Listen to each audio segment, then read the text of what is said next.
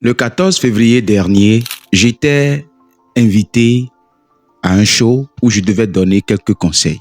Et lors de mon intervention, une jeune demoiselle très dynamique m'a demandé « Monsieur Kekere, quelles sont selon vous les étapes qu'un célibataire aujourd'hui doit prendre pour faire un bon choix et avoir un mariage plus ou moins paisible ?» Aujourd'hui, vous allez apprendre de cette vidéo 5 étapes que j'aurais aimé suivre d'abord avant de venir me mettre à 2.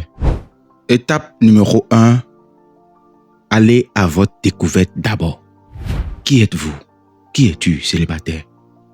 Je ne parle pas de ton nom, je ne parle pas de ton ethnie, je ne parle pas de là où tu as quitté physiquement.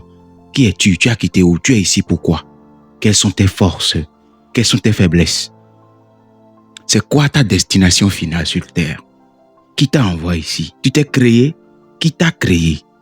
En quoi tu crois? Quelles sont les valeurs que tu défends?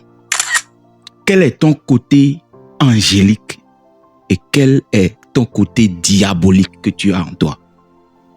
Tu dois être conscient de tes faiblesses et savoir que c'est dans tes faiblesses que la force pour manifester tes forces gît. Et quand tu refuses de faire face à tes faiblesses, tes lacunes, tu es voué à ne jamais être toi-même.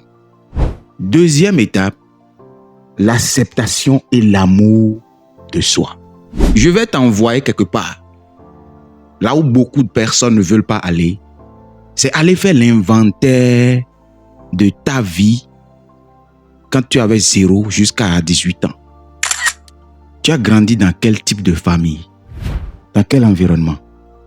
Tu avais grandi avec papa et maman, ou papa seul, ou maman seule, ou aucun des deux? La réponse à ces questions est royalement importante. Tu sais pourquoi?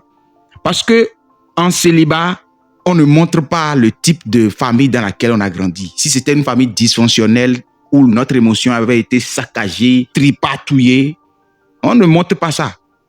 Mais ça se manifeste à 2 endroits, dans le mariage et lorsqu'on reçoit un emploi.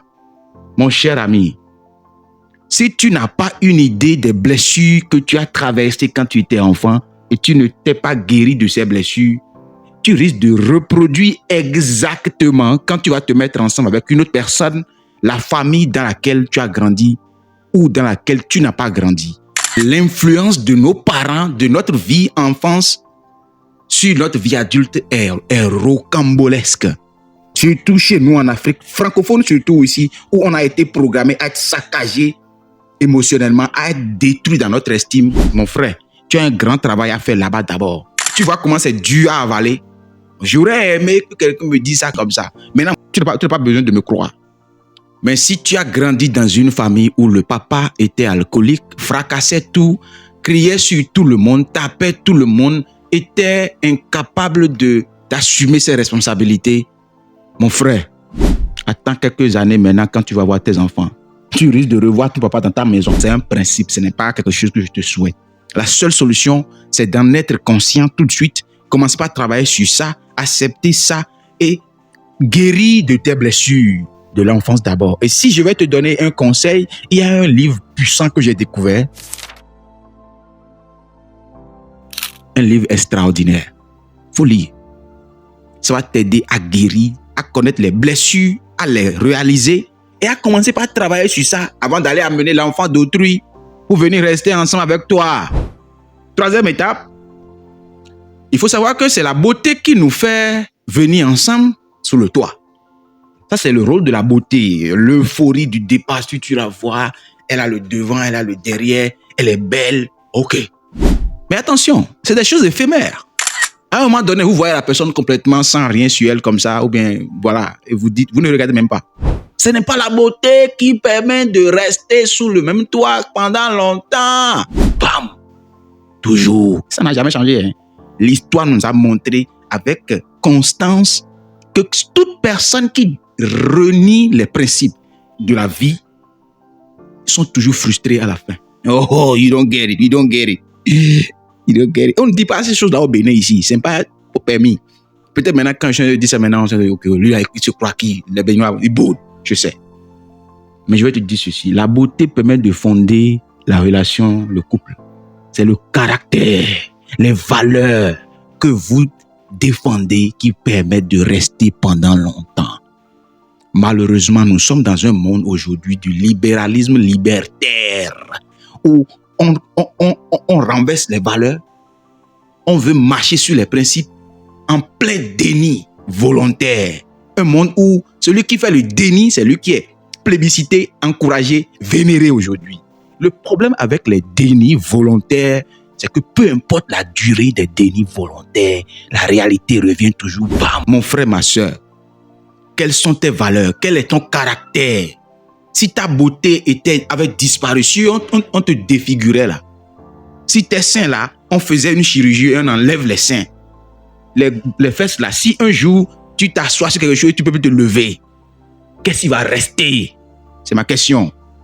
As-tu des valeurs personnelles que personne ne peut franchir? Quand on appelle ton nom, quelle valeur vient à la tête?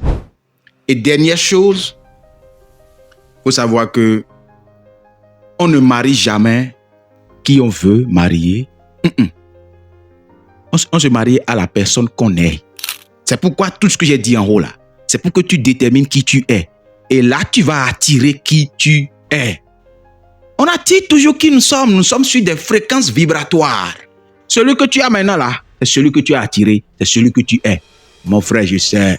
Apollinaire là, lui, raconte quoi? Je sais.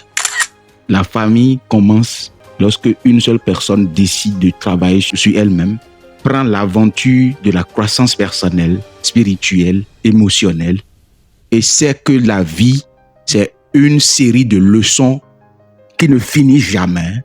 Et quand on apprend une leçon maintenant, automatiquement, une autre leçon se présente. Et toute leçon qu'on refuse d'apprendre, ça revient toujours, mais plus dur.